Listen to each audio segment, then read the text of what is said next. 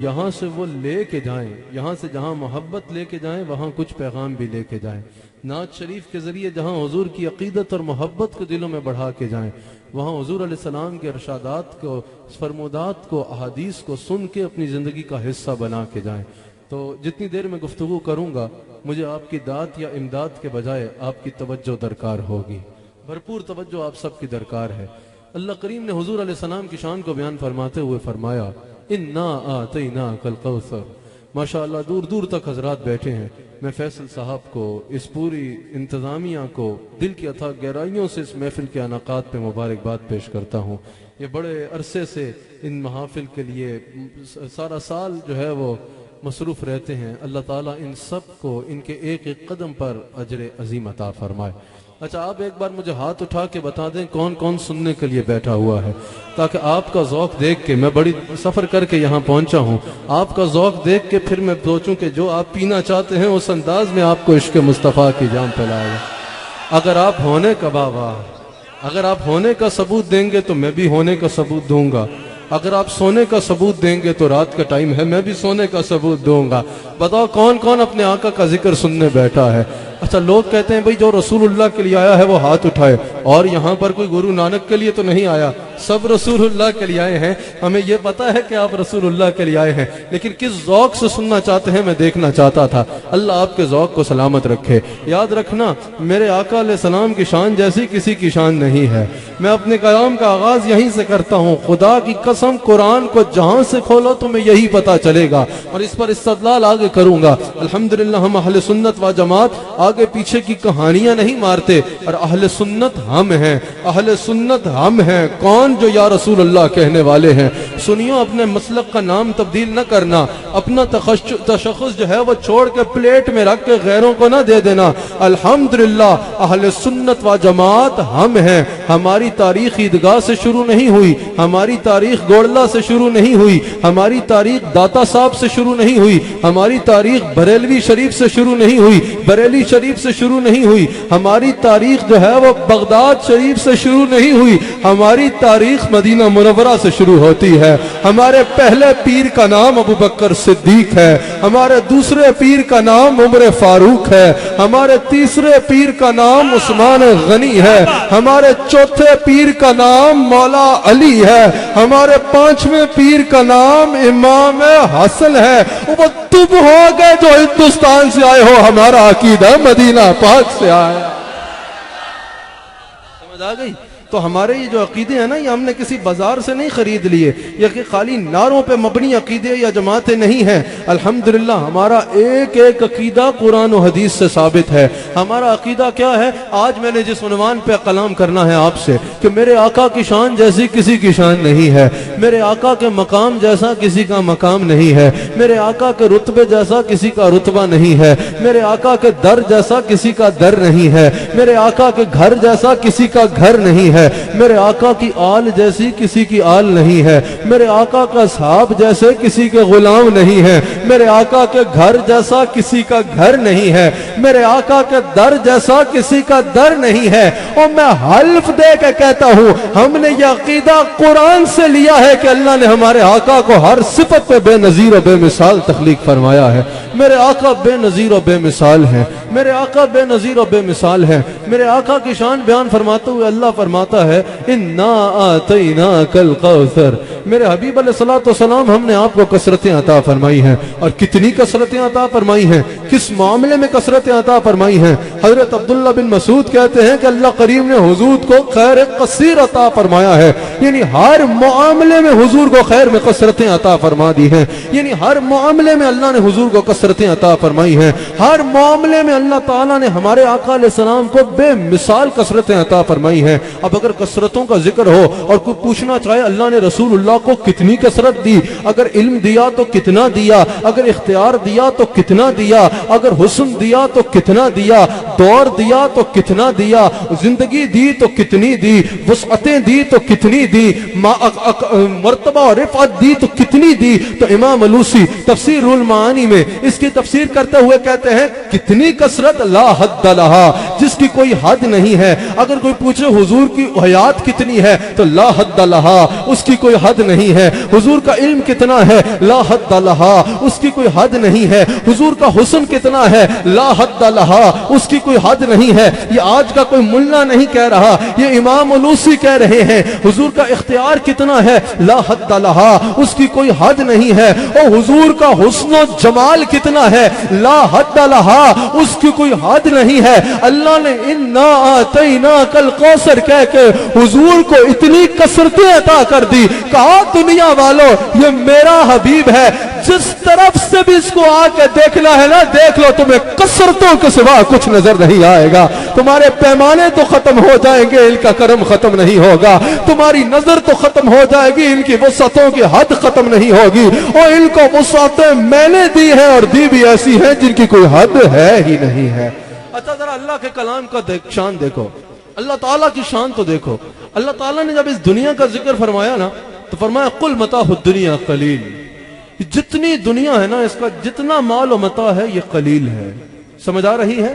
یہ جتنی دنیا ہے قل متاع الدنیا قلیل، یہ دنیا میں جتنا مال و متاع ہے، جو کچھ ایگزسٹ کرتا ہے قلیل، یہ تھوڑا ہے. اللہ اکبر. اب دنیا کا علم کتنا ہے آپ نے توجہ رکھنی ہے تاکہ ایک ایک بات آپ کے دل میں اترے. دنیا کا علم کتنا ہے. سٹیج والوں کو میں کہوں گا مجمع والوں سے ذرا محفل کے آداب سیکھ لیں دیکھ کے، تاکہ خاموشی رہ سکے. حضور علیہ الصلوۃ والسلام کا علم کتنا ہے. اگر حضور کے علم کو دیکھنا چاہتے ہو اللہ اکبر، حضور دنیا کا علم کتنا ہے. اللہ نے فرمایا قل متاع الدنیا قلیل، دنیا قلیل ہے. اب دنیا کے علم کو لے لو، دنیا میں کتنا علم ہے. ایک میڈیکل کو لے لو، آج تک ریسرچ ہو رہی ہے، آج تک ریسرچ ہو رہی ہے، کوئی اس شعبے کا حق ادا نہیں کر سکا. ایک سائنس کو لے لو، آج تک نئی سے نئی انوینٹس ہو رہی ہیں، آج تک کوئی اس شعبے کا حق ادا نہیں کر سکا.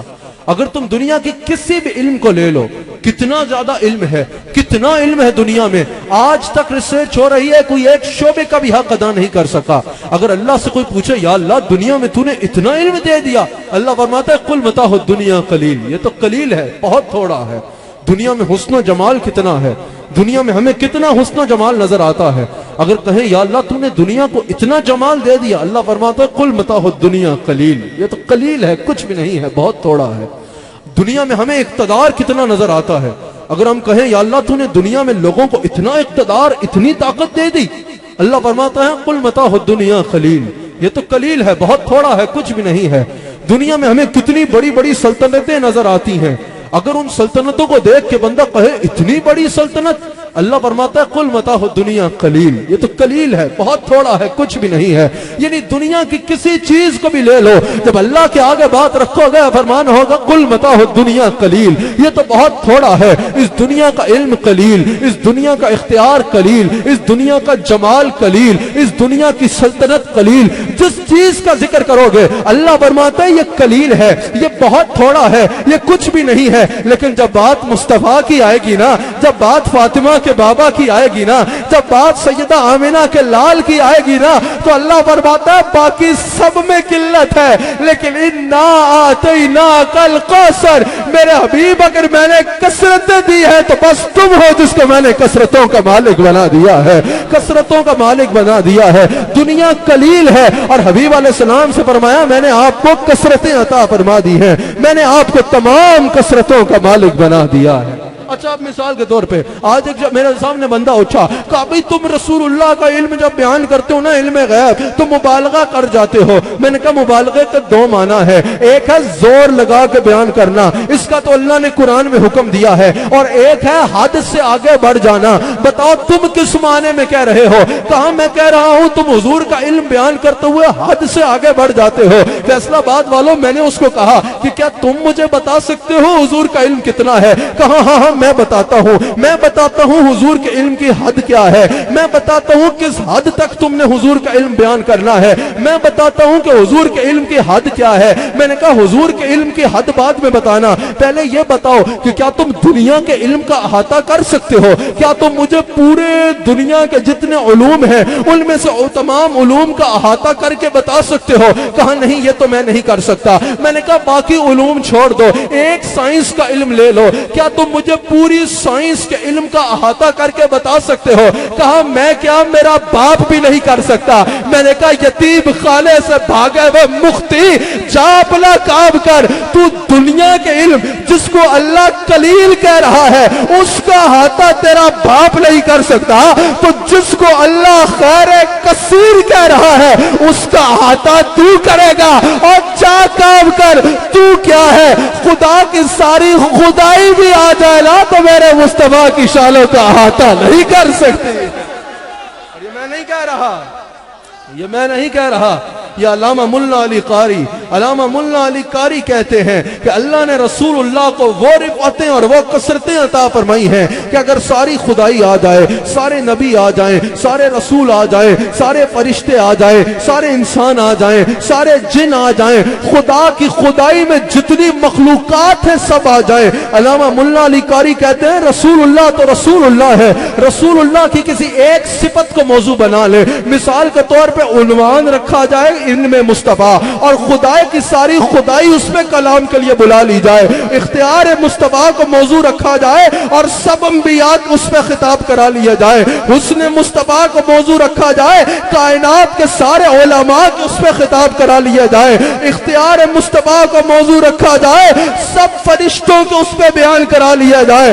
ختم نبوت مصطفیٰ کی اس کو عنوان رکھا جائے, سب نبی اس میں خطبے دے دے.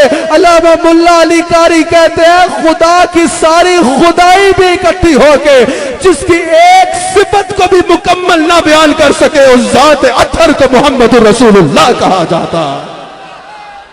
اس ذات اطہر کو محمد رسول اللہ کہا جاتا ہے. ہم ایسے ہی نہیں کہتے میرے مصطفیٰ جیسا کوئی نہیں ہے. ذرا ہاتھ اٹھا کے بتاؤ کس کس کا یہ ایمان ہے کہ میرے آقا جیسا کوئی نہیں ہے. احمد صاحب میرے ساتھ آپ یہ ایک شعر پڑھیں نا ذرا, میں اپنے ہر موضوع میں یہ شعر پڑھتا ہوں اور پھر اس پہ آگے میں لے کے چلتا ہوں. آپ کو مزہ آ رہا ہے نا؟ انشاءاللہ میرا ایمان ہے, میں نے تھوڑی دیر بیان کرنا ہے لیکن اختتام پہ ماحول ایسا بن جائے گا کہ جسم فیصلہ آباد میں رہ جائے گا, روح گنبد خضرا کا طواف کرنے لگ پڑے گی. کس کس کا ایمان ہے میرے آقا جیسا کوئی نہیں ہے؟ ہاتھ چک کے دسو کس کس کا ایمان ہے میرے آقا جیسا کوئی نہیں ہے؟ ایک بار میرے ساتھ کہو نا کہ جیسے میرے سرکار ہے ایسا نہیں کوئی, جیسے میرے سرکار ہے ایسا نہیں کوئی, ایسے نہیں ہاتھ اٹھا کے. یوسف بھی ہے, موسیٰ بھی ہے, عیسیٰ بھی ہے, لیکن جیسے میرے سرکار ہے ایسا نہیں کوئی. اب اس آیت کا شان نزول سنا تمہیں مزہ آ جائے گا, تمہیں مزہ آ جائے گا. اس آیت کا شان نزول بتاؤں, انا اعطیناک الکوثر, یہ کب نازل ہوئی, کن حالات میں نازل ہوئی؟ تمہیں مزہ آ جائے گا اس کا شان نزول سن کے, تمہارا سینہ چوڑا ہو جائے گا, یہ ہمارا نبی ہے. ہائے ہائے ہائے. حضور علیہ السلام نے جب اعلان نبوت فرمایا نا, پورے سر سے لے کر پیر تک اپنے جسم کو کان بنا لو اور اس کان کو ہوش بنا کے سنو, میرا ایک لفظ بھی ضائع نہیں کرنا. جب میرا مصطفیٰ علیہ الصلوۃ والسلام نے اعلان نبوت فرمایا نا, کشاں در کشاں لوگ میرے مصطفیٰ کے ساتھ جڑنا شروع ہو گئے. کوئی مصطفیٰ کا جمال دیکھتا, کوئی کمال دیکھتا, کوئی گفتار دیکھتا, کوئی چال دیکھتا, کوئی زلفیں دیکھتا, کوئی آنکھیں دیکھتا, کوئی ابرو دیکھتا, کوئی مسکراہٹ دیکھتا, کوئی داڑھی دیکھتا, کوئی پیشانی دیکھتا, وہ صدقے واری جاتا جو میرا مصطفیٰ, جان جاتے چھا جاتے. حضور نے جب اعلان نبوت کیا نا, لوگ کشاں در کشاں جڑنا شروع ہو گئے. وَرَأَيْتَ النَّاسَ يَدْخُلُونَ فِي دِينِ اللَّهِ أَفْوَاجًا. آیت تو بعد میں نازل ہوئی, اس کا عملی مظاہرہ پہلے سے لوگ دیکھنا شروع ہو گئے. لوگ مصطفیٰ کے ساتھ جڑتے گئے. جب کفار مکہ نے دیکھا نا یہ تو کام خراب ہے بھائی, انہوں نے ہمارے خداؤں کی نفی کر دی, ہم جن کو پوچھتے ہیں ان کو پتھر سے بنتی ہوئی مورتی قرار دے دیا, ایک اس واحد و یکتا خدا کی طرف بلایا. لوگ ان کے ساتھ جڑتے چلے جا رہے ہیں, جڑتے چلے جا رہے ہیں. جب لوگوں نے رسول اللہ کے کمالات دیکھتے, ہاتھ اٹھاتے چاند ٹوٹ جاتا, اشارہ کرتے سورج مڑ آتا, توجہ کرتے پتھر کلمہ پڑھتا, آواز مارتے مردہ زندہ ہو کے کہتا لبیک یا رسول اللہ. خشک ٹہنی کو ہاتھ لگاتے چراغ بن جاتی، ہاتھ اٹھاتے پانی کے چشمے ہاتھوں سے نکل آتے، 4 بندوں کے کھانے میں تھوکتے تو بخاری کی حدیث کے مطابق 1000 صحابہ وہ کھانا کھا لیا کرتے۔ جب لوگوں نے یہ کچھ دیکھا لوگ تو جڑنا شروع ہو گئے مصطفیٰ کے ساتھ۔ کفار مکہ کو یہ بات پسند نہ آئی کہ یار ایک تو انہوں نے نئے دین کی طرف بلایا اور ہمارے ہی لوگ، ہمارے ہی بچے، ہمارے ہی لوگ، ہمارے ہی قبیلے کے لوگ ان کے ساتھ جڑتے چلے جا رہے ہیں۔ کفار مکہ نے رسول اللہ صلی اللہ علیہ وسلم کے رستے میں رکاوٹیں ڈالنا شروع کر دی۔ اللہ اکبر، اتنی رکاوٹیں ڈالیں کہ جو رسول اللہ کا کلمہ پڑھتا اس کو پکڑ کے قتل کر دیا کرتے، شہید کر دیا کرتے، حضور کے غلاموں کو شہید کر دیا کرتے۔ پھر یہ کرتا ہے کہ جو رسول اللہ سے ملتا اس کو کبھی کیا تکلیف دیتے، کبھی کیا تکلیف دیتے، کبھی اس کے گھر کو نقصان پہنچاتے، کبھی اس کی فیملی کو جا کے پریشرائز کرتے، یہاں تک کہ صحابہ کو پکڑ کے صحابہ کو اور صحابیات کو شہید کر دیا کرتے۔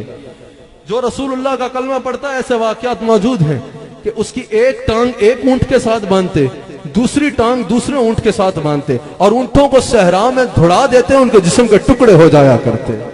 پکڑتے ایک جسم کا حصہ کاٹتے، دوسرا کاٹتے، تیسرا کاٹتے، چوتھا کاٹتے، اس کے آخری سانس تک یہ آواز آتی کہ مصطفیٰ کے اوپر جان کا قطرہ قطرہ قربان ہے۔ پھر کیا ہوا؟ جب اس طرح بھی نہیں رکانا سلسلہ تو انہوں نے حضور علیہ السلام کے لیے اور مشکلات کھڑی کرنا شروع کر دی۔ رسول اللہ صلی اللہ علیہ وسلم رستے پہ چڑھتے وہاں کوڑا پھینک دیا کرتے۔ حضور علیہ السلام کے نماز کے دوران معاذ اللہ ان کا اپنی جان پر کفار کا ظلم کرنا اس انداز میں کہ وہ جڑیاں پھینکنے کے واقعات بھی کسی سے پوشیدہ نہیں ہے۔ حضور علیہ السلام پر سنگ باری کر دیا کرتے، تلخ کلامی کیا کرتے۔ جب اس طرح بھی مشن نہیں رکا تو انہوں نے حضرت ابو طالب سے درخواست کی، حضرت ابو طالب کو پیغام بھیجا کیونکہ وہ قبیلے کے سردار تھے، خاندان کے سردار تھے۔ انہوں نے حضرت ابو طالب کو پیغام بھیجا، یہ غور سے سنیے گا، آپ کو یہ قربانیاں پتہ ہونی چاہیے، اور پھر اس سب پروسیس سے گزر کے یہ انا آتیناک الکوثر کی جو اناؤنسمنٹ فرمائی اللہ نے، یہ کیا مقام تھا۔ یہ ذرا بڑے غور سے پورا پس منظر میں آپ کو تفسیر اس آیت کی تفسیر شان نزول، اس کا شان نزول جلدی سے آپ کے آگے تفسیر سے بیان کر رہا ہوں، جلدی سے بیان کروں گا۔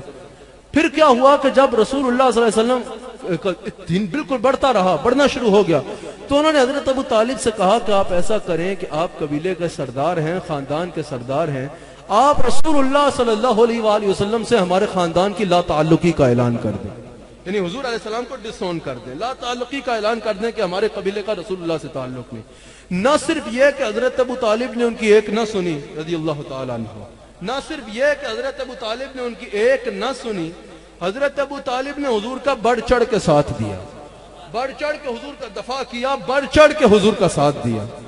پھر انہوں نے کیا کیا کہ انہوں نے خود حضور علیہ السلام سے یہ اتنی مشکلات کر دی کہ شیب ابی طالب میں محصور کر دیا۔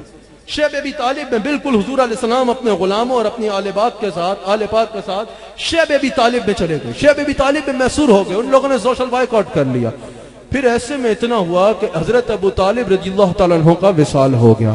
حضرت ابو طالب کے وصال کے بعد ابو جہل قبیلے کا سردار بن گیا۔ اسی سال حضرت خدیجہ الکبریٰ سلام علیہا کا بھی وصال ہو گیا۔ یہ دونوں حضور کے سہارے تھے، یہ دونوں حضور کی ڈھارس تھی۔ ویسے حضور کو کسی کے سہارے کی ضرورت نہیں، آج اگر ان کا نام بھی ہے تو حضور کی وجہ سے ہے، لیکن ایک جو مورلی سپورٹ ہوتی ہے، یہ حضور کے سہارے تھے، یہ دونوں حضور کی ڈھارس تھی۔ جب یہ دونوں سہارے ایک سال میں حضور سے بچھڑ گئے، حضور نے فرمایا عام الحزن ہے، یہ غم کا سال ہے۔ اسی سال طائف والوں نے حضور پر سنگباری بھی کر ڈالی، حضور نے فرمایا عام الحزن ہے، یہ غم کا سال ہے۔ ابو جہل قبیلے کا سردار بنا۔ ابو جہل نے پہلی شرارت یہ کی کہ رسول اللہ سے اپنے خاندان کی لا تعلقی کا اعلان کر دیا۔ اس نے کہا کہ ہمارے خاندان کا رسول اللہ سے کوئی تعلق نہیں ہے۔ پھر اس نے یہ کیا کہ رسول اللہ سے سوشل بائیکاٹ اناؤنس کر دیا۔ اس نے کہا ہمارا ہر طرح سے رسول اللہ کے ساتھ سوشل بائیکاٹ ہے، رسول اللہ کا جس نے کلمہ پڑھ لیا ہم اس سے بات نہیں کریں گے، ہم اس سے کاروبار نہیں کریں گے، ہم اس سے کسی قسم کا تعلق نہیں رکھیں گے۔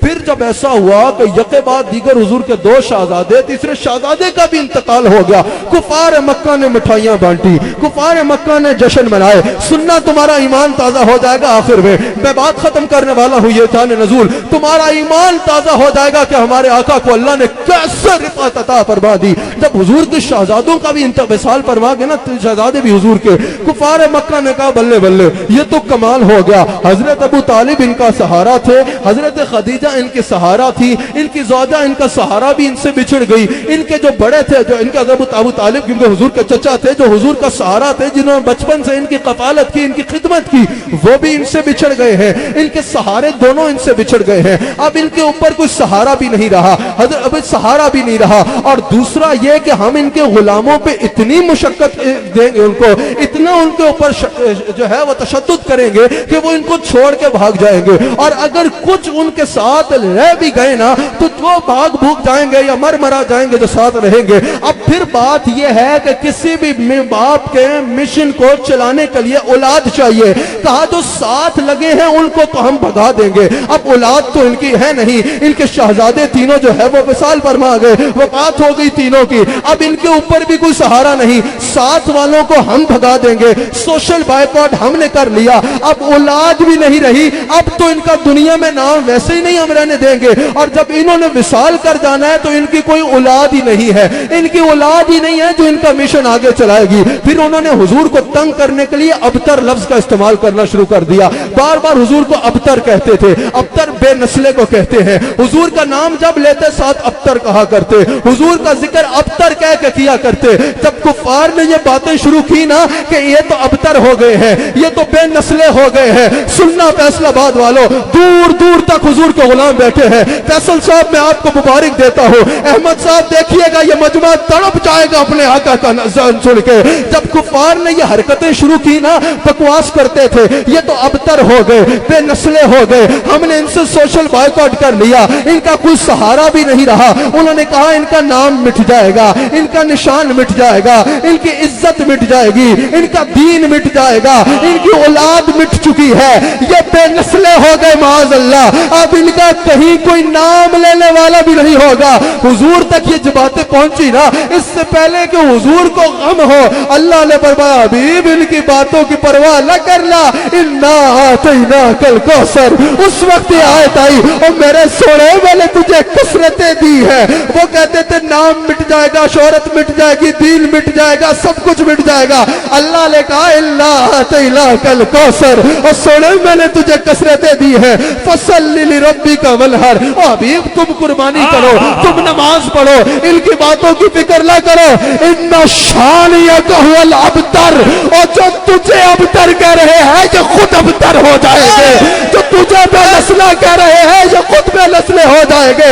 اس وقت اگر یہ بات سمجھ نہ بھی آتی تو آج تو سمجھ میں آ رہی ہے، آج یہ ہزاروں کا مجمع جہاں خود نہیں آیا، ان کو اللہ نے بھیجا ہے کہ دیکھ لو، تم کہتے تھے رسول کا نام مٹ جائے گا، دیکھو تمہارا نام مٹ گیا، اس کا نام باقی ہے، تم کہتے تھے عزت مٹ جائے گی اور تمہاری عزت مٹ گئی، اس کی عزت باقی ہے، تم کہتے تھے نبوت مٹ جائے گی، آج بھی تاج دار ختم نبوت کے نعرے لگ رہے ہیں، تاج دار ختم نبوت،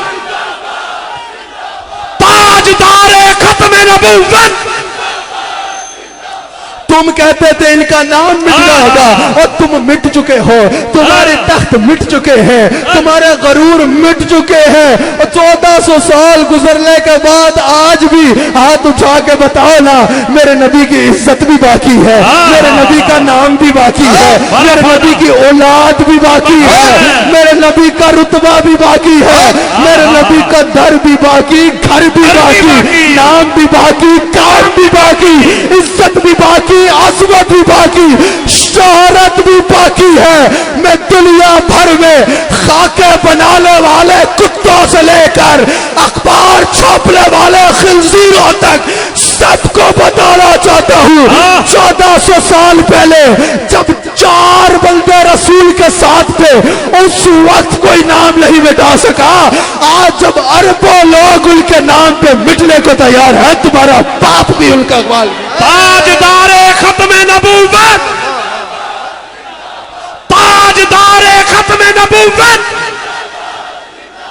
ایک مرتبہ پھر فراش کے کتوں کو بتا دو، تاجدار ختم نبوت، ہائے ہائے وہ میرا نبی ہے، یہ ہمارا نبی ہے.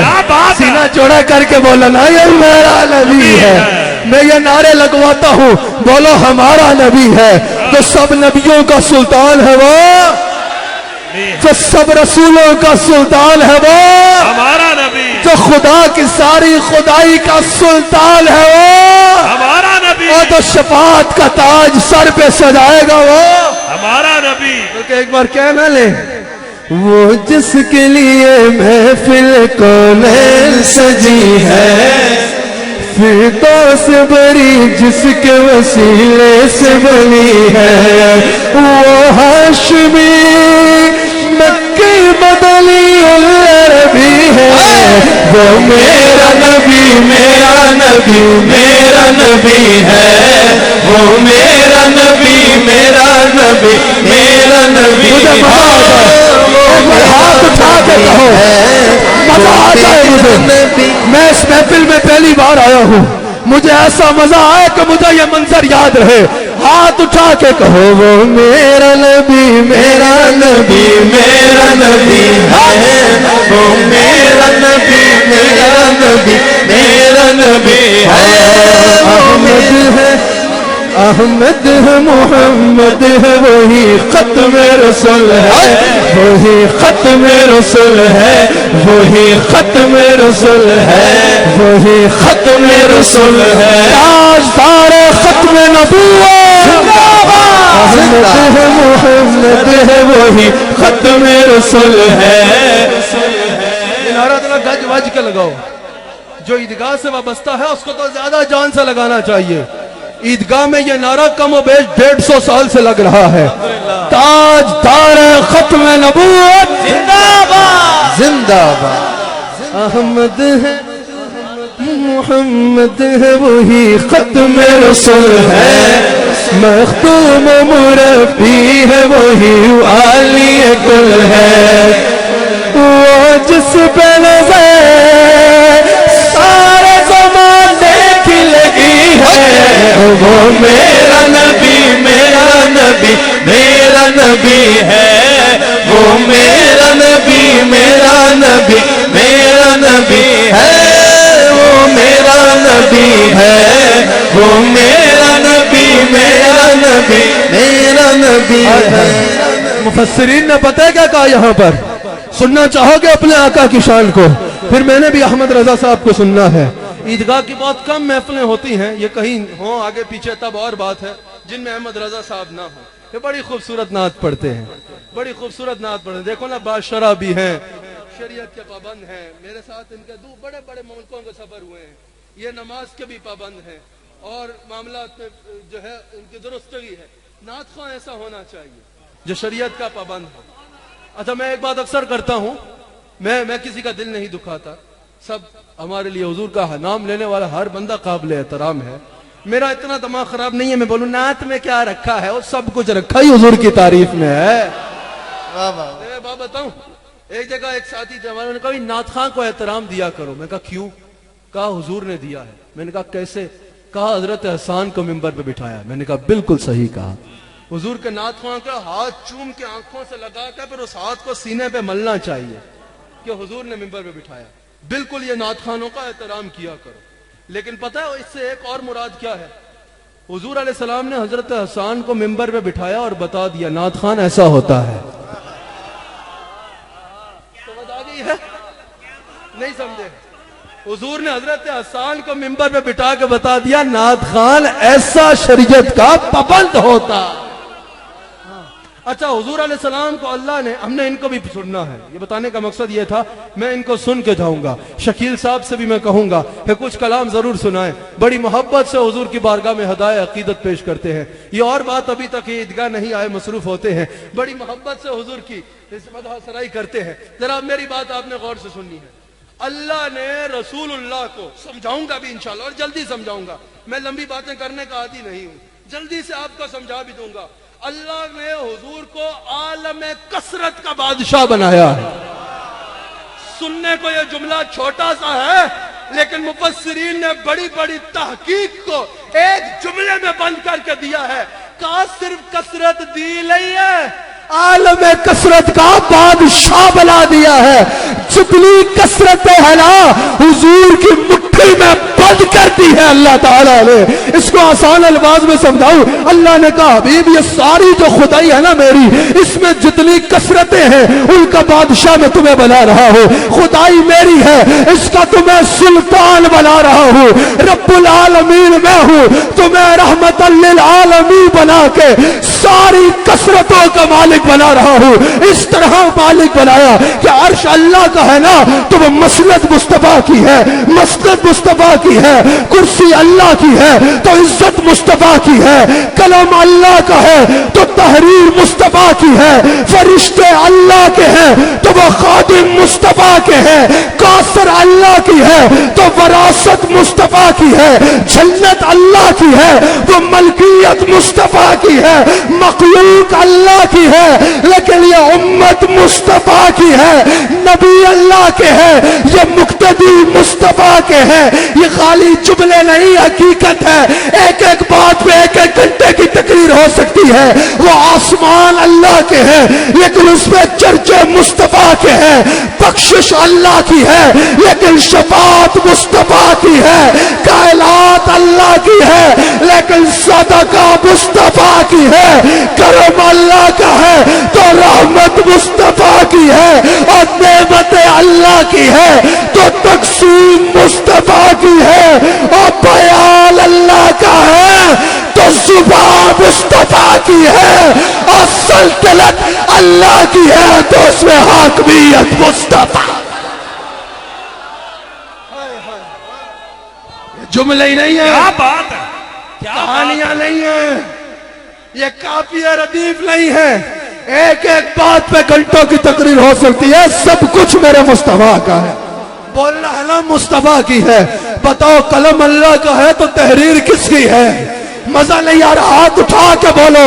قلم اللہ کا ہے تو تحریر, اور سلطنت اللہ کی ہے تو بادشاہی, اور زبان المصطفیٰ بیان اللہ کا ہے تو زبان.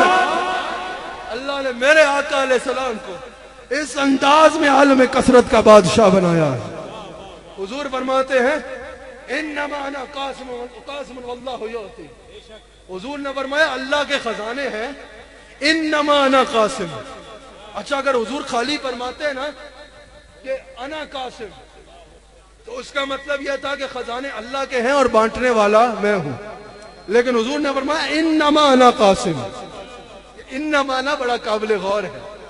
اگر حضور صرف اتنا فرماتے نا انا قاسم کہ میں بانٹنے والا ہوں تو کوئی یہ کہہ سکتا تھا چلو حضور بانٹنے والے ہیں, شاید کوئی اور بھی ہو, شاید کسی اور نبی کو بھی اس طرح تصرف کا اختیار ہو جس طرح حضور کو ہے.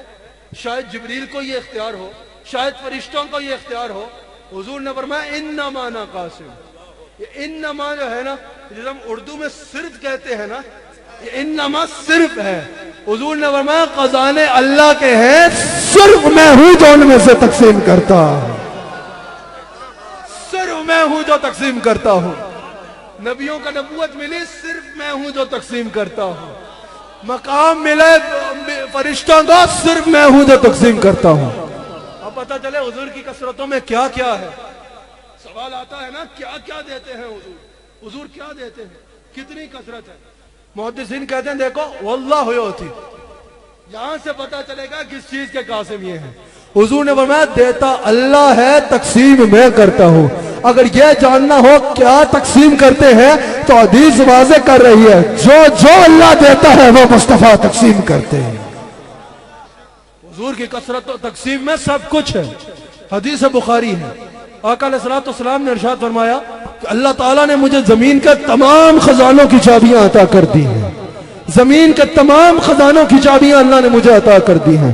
اب اس حدیث کی تشریح میں امام عبدالرؤوف مناوی کہتے ہیں, یہ آج کا کوئی ملا نہیں کہہ رہا, امام عبدالرؤوف مناوی نے کہا کہ جب رسول اللہ نے یہ فرمایا کہ اللہ نے مجھے تمام خزانوں کی چابیاں دے دی ہیں, امام عبدالرؤوف مناوی نے اس حدیث بخاری کی تشریح بیان کرتے ہوئے کہا کہ جب رسول اللہ نے یہ فرما دیا کہ اللہ نے ہر خزانے کی چابی مجھے دی ہے, اس حدیث سے پتا چلا اب قیامت تک اللہ کے خزانے سے کوئی چیز نہیں نکلے گی، اگر نکلے گی تو دست مصطفیٰ سے نکلے گی. سمجھ آئی؟ اور امام احمد رضا خان بریلوی رحمت اللہ علیہ، ہمارے امام عشاقان مصطفیٰ کا امام احمد رضا خان بریلوی اعلی حضرت رحمت اللہ تعالی علیہ اس حدیث بخاری کی تشریح کرتے ہوئے کہتے ہیں، اعلی حضرت نے کہا مزہ ہی آ گیا. حضور نے فرمایا تالوں کی تمام خزانوں کی جو تالوں کی چابی ہے نا اللہ نے مجھے دی ہے. اعلی حضرت نے کہا بات ہی ختم، جھگڑا ہی ختم. بخاری میں حدیث آ گئی کہ حضور نے فرمایا چابی میرے پاس ہے. اعلی حضرت کہتے ہیں بات بھی ختم ہو گئی، عقیدہ بھی واضح ہو گیا. خزانوں کا خالق اللہ ہے، چابی حضور کے پاس ہے تو مالک حضور ہے. اعلی حضرت نے کہا جس کے ہاتھ میں چابی ہو تالا اور خزانہ اس کے اختیار میں ہوتا ہے، جب چاہے کھولے جب چاہے نہ کھولے، جس کے لیے چاہے کھولے جس کے لیے چاہے نہ کھولے. اعلی حضرت نے کہا ہمارا یہ عقیدہ نہیں کہ رسول اللہ خزانوں کے خالق ہے، خالق اللہ ہے، پر ہمارا یہ عقیدہ ہے جو ہمیں بخاری سے ملا ہے. اعلی حضرت نے کہا ان چابیوں میں نعمت کی چابی بھی ہے، رزق کی چابی بھی ہے، اولاد کی چابی بھی ہے، نعمتوں کی چابی بھی ہے، رحمت کی چابی بھی ہے، جنت کی چابی بھی ہے. اعلی حضرت نے کہا اب سنو، اگر اولاد چاہیے تو دروازہ مصطفیٰ پہ آ جاؤ، اگر رزق چاہیے تو دروازہ مصطفیٰ پہ آ جاؤ. ہم شرک نہیں کرتے، اللہ نے خود جب چابی حضور کو دی ہے. اولاد چاہیے تو مصطفیٰ کے پاس آ جاؤ، چابی ان کے پاس ہے. رزق چاہیے تو مصطفیٰ کے پاس آ جاؤ، چابی ان کے پاس ہے. نعمت چاہیے تو آ جاؤ مصطفیٰ کے پاس آ جاؤ، چابی ان کے پاس ہے. اور جنت چاہیے تو آ جاؤ مصطفیٰ کے پاس آ جاؤ، چابی ان کے پاس ہے. کہا اگر خدا بھی چاہیے تو دربار مصطفیٰ. کیا بات ہے میرے آقا علیہ السلام کی، بخدا خدا کا یہی ہے در. کیا کہا ہے اعلیٰ حضرت نے، ایک بار پڑھیے تو میں گفتگو کو اختتام پہ لے کے جاؤں. بخدا خدا کا یہی ہے در، نہیں اور کوئی مفر مکر. بخدا خدا کا یہی ہے در، نہیں اور کوئی مفر مکر. بخدا خدا کا یہی ہے در، نہیں اور کوئی مفر مکر. جو وہاں سے ہو یہی آ کے ہو، جو وہاں سے ہو یہی آ کے ہو، جو وہاں سے ہو یہی آ کے ہو. جو یہاں نہیں تو وہاں نہیں، صلو علیہ وآلہ صلو علیہ. کرو مدح اہل دول رضا رضا رضا رضا رضا رضا رضا. کرو مدح اہل دول رضا، پڑے اس بلا میں میری بلا. اب سٹیج پہ صاحبزادہ صاحب تو دیکھ رہے ہیں، لیکن ذہن میں یہ نہیں رکھنا کہ سٹیج پہ بیٹھا کوئی شخص دیکھ رہا ہے. مدینہ شریف سے حضور ملاحظہ فرما رہے ہیں.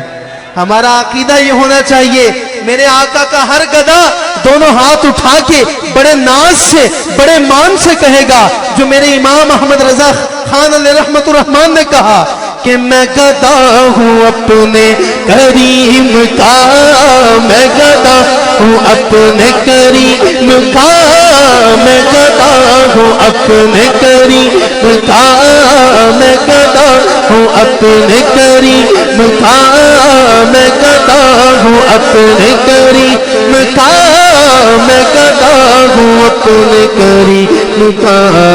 میرا دین پارائنا نہیں، صلو علیہ وآلہ. میں نے سفر بھی کرنا ہے احمد صاحب کو سننے کے بعد، صبح جمعہ بھی عیدگاہ میں پڑھانا ہے. میں نے بات کو اختتام پہ لے کے جانا ہے. اللہ نے جب فرمایا نا انا اعطیناک الکوثر، حبیب آپ کو کثرت عطا کی، تو یہ نہ فرمایا کہ حبیب آپ کو علم میں کثرت دے دی. یہ نہ فرمایا کہ آپ کو اختیار میں کثرت دے دی، یہ نہ فرمایا کہ آپ کو حسن و جمال میں کثرت دے دی، یہ نہ فرمایا کہ آپ کو سلطنت میں کثرت دے دی، یہ نہیں فرمایا کہ آپ کو اولاد میں کثرت دے دی، یہ نہیں فرمایا کہ آپ کو امت میں کثرت دے دی. کہا انا آتیناک الکوثر، فرمایا میرے حبیب آپ کو ہر معاملے میں ہر شان میں کثرت عطا کر دی. آپ کے مقام میں بھی کثرت، آپ کے علم میں بھی کثرت، آپ کے نبوت اور رسالت کے مقام میں بھی کثرت، آپ کی اولاد میں بھی کثرت، آپ کی امت میں بھی کثرت، آپ کی عزت میں بھی کثرت. تمام عزتوں کے تاج میرے حبیب علیہ السلام ہم نے آپ کے سر سجا دیے. حضور کو اللہ نے جمال بھی کثیر عطا کیا، حضور کا جمال بھی کثیر، حضور کا علم بھی کثیر، حضور کا اختیار بھی کثیر، حضور علیہ السلام کی شان نبوت اور رسالت بھی کثیر، حضور کی امت بھی کثیر، حضور کی اولاد بھی کثیر. اللہ نے حضور کو ہر صفت میں بے نظیر و بے مثال تخلیق فرمایا ہے، بے نظیر و بے مثال تخلیق فرمایا ہے. حضور علیہ السلام کو معجزات میں بھی کثرت، معجزات تو دور کی بات ہے، حضور کے حسن میں بھی اللہ نے ایسی کثرت رکھی تھی. اللہ اکبر. حضرت عبداللہ بن سلام رضی اللہ تعالیٰ عنہ کہتے ہیں کہ میں اپنے ایمان لانے کا واقعہ بیان کرتے ہیں. کہتے ہیں کہ جب میں حضور علیہ السلام کے بعد پہلی بار آیا نا تو میں کلمہ پڑھنے نہیں آیا تھا، میں مناظرہ کرنے آیا تھا. کہتے ہیں میرے مناظرہ کے آگے بڑے کم لوگ ٹھہر سکے تھے، ان کے علم کے بڑے چرچے تھے. کہتے ہیں کہ میں مناظرہ کرنے آیا اور یہ سوچ کے آیا کہ میں نے مناظرہ کرنا ہے حضور علیہ السلام کے ساتھ. کہتے ہیں کہ میں بڑی باتیں سوچ کے آیا کہ یہ سوال کروں گا، یہ جواب ہوا تو آگے سے میں یہ کہہ دوں گا، یہ جواب ہوا تو آگے سے یہ کہہ دوں گا. ہر سوال بھی سوچ کے آیا، اس کا جواب بھی سوچ کے آیا. عبداللہ بن سلام کہتے ہیں تیرے میں پہنچ گیا مصطفیٰ کے پاس. کہتے ہیں میں نے حضور کا چہرہ دیکھا. کہا ایک بار حضور کا چہرہ دیکھا، کہا مجھے نہ کسی سوال کی ضرورت پڑی نہ کسی جواب کی ضرورت پڑی. کہا میرے دل نے گواہی دی یہ چہرہ کسی جھوٹے کا چہرہ نہیں ہے.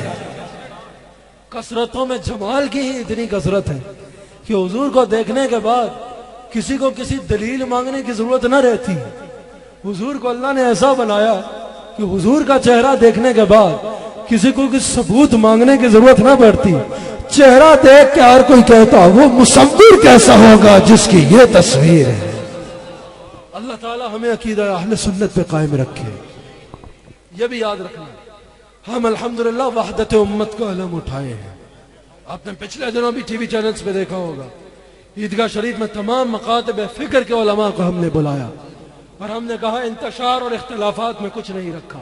اختلافات رہیں گے، اختلافات ہیں، اختلافات کو بازاری انداز دینے کے بجائے علمی انداز دیا جائے، علمی انداز میں مسائل کو، اختلافات کو دلیل پر لایا جائے اور علمی مسائل کی علمی انداز دیا جائے. اختلاف کو انتشار نہ کیا جائے، فتنہ نہ ہو.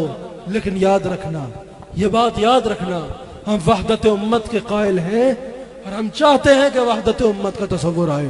لیکن اگر کوئی حضور علیہ السلام کے بارے میں نازک رائے رکھے گا، اگر کوئی صحابہ کرام کے بارے میں بکواس کرے گا، اگر کوئی اہل بیت اطہار کے بارے میں زبان درازی کرے گا، اگر کوئی ائمہ اہل بیت کے شان میں گستاخی کرے گا، تو یاد رکھنا مقدسات کے احترام کی اجازت نہ ہم نے دی اور نہ ہم دیں گے.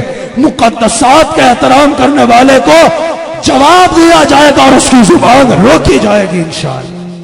یہ بھی ایک اور بات میں آپ کو بتانا چاہتا ہوں.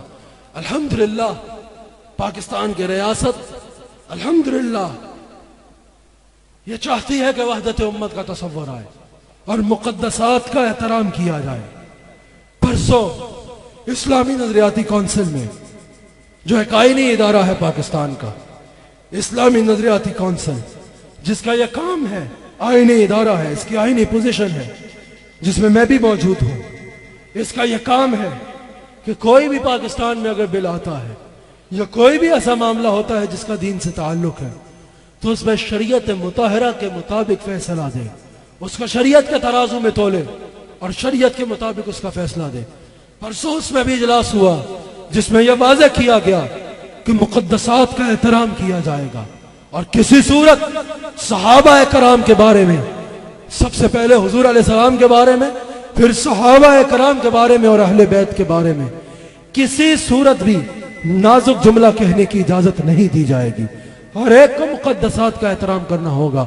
और भी कुछ सवाल किए जाते हैं कि कुछ ऐसे बिल आए हैं या मामलात हुए हैं जो इनमें कोई ऐसी बात है लोगों की तरफ से और उलमा की तरफ से सवाल किया जा रहा है जो खिलाफ शरा है, तो आप ये यकीन रखें कि वो इस्लामी नरियाती कौंसिल में आ चुके हैं और इंशाअल्लाह शरीयत के मुताबिक फैसला दिया जाएगा। शरीयत के खिलाफ एक जुमला तो दूर की बात है, एक शिक तो दूर की बात है, एक नुक्ते की भी इजाजत नहीं दी जाएगी इंशाअल्लाह। पाकिस्तान इस्लाम का किला है और पाकिस्तान है ही इसलिए ताकि उसमें मुस्तफ़ा की खत्म नबूवत के नारे लगे, मुस्तफ़ा की इज्जतों के झंडे लहराएं। अल्लाह ताला हम सबको हुजूर अलैहिस्सलातु वस्सलाम का नमक हलाल रखे, वफादार रखे, हुजूर अलैहिस्सलातु वस्सलाम से हमें ता दम आखिर वाबस्ता रखे। अहमद रजा कादरी साहब नाज शरीफ पढ़ेंगे, शकील साहब ऐलान करेंगे। मैं इंशाअल्लाह अहमद साहब को सुन के जाऊंगा। शकील साहब उससे पहले दो शेर आप सैयदा पाक की मनक़बत के तसद्दुक़ पढ़ लीजिए, फिर इंशाअल्लाह अहमद साहब को सुन के फिर मैं इजाजत लूंगा। जी तसद्दुक़ भाई बड़े खूबसूरत सनाख्वान है। साहबजादा साहब का हुक्म है तसद्दुक़ रसूल साहब को। मैं वही ये ले ले माइक, ये ले ले, बस खड़े खड़े ही वो अपनी हाजिरी पेश करेंगे और उसके बाद मैं रजा भाई को माइक दूंगा और उसके बाद फिर इफ्तिखार रिजवी साहब मेरे बरादर करीम वो भी नकाबत के फराइज सर अंजाम देने के लिए पहुंच चुके हैं। तो इंशाल्लाह ये तसलसल महफिल का चलता रहेगा। तशरीफ रखिए अभी, बहुत शुक्रिया।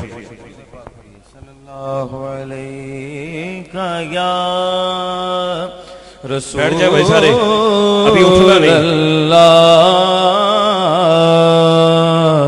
वसल्लम अलैका या हबीब अल्लाह। सब पढ़िए जरा मोहब्बत के साथ। सल्लल्लाहु अलैका या रसूल अल्लाह वसल्लम अलैका या हबीब अल्लाह।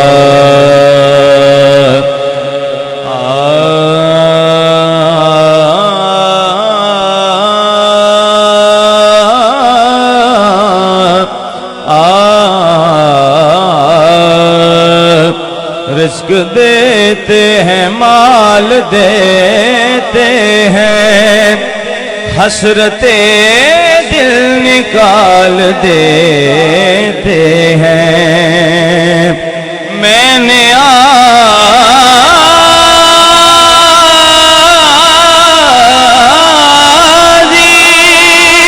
किसी से क्यों मांगू, मुझको दहरा के लाल देते हैं। तो मिलके शामिल हो जाएं। मेरे दिल की ज़मीं पर है कदम ज़हरा के बच्चों का। मेरे दिल की ज़मीं पर है कदम ज़हरा के बच्चों का। मेरी नस्लों पे है दस्ते करम ज़हरा के बच्चों का। मेरी नस्लों पे है दस्ते करम ज़हरा के बच्चों का। हजारों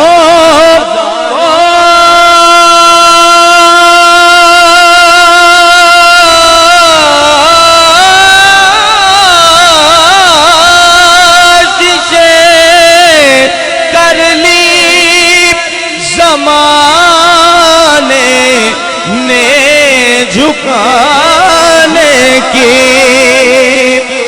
हजारों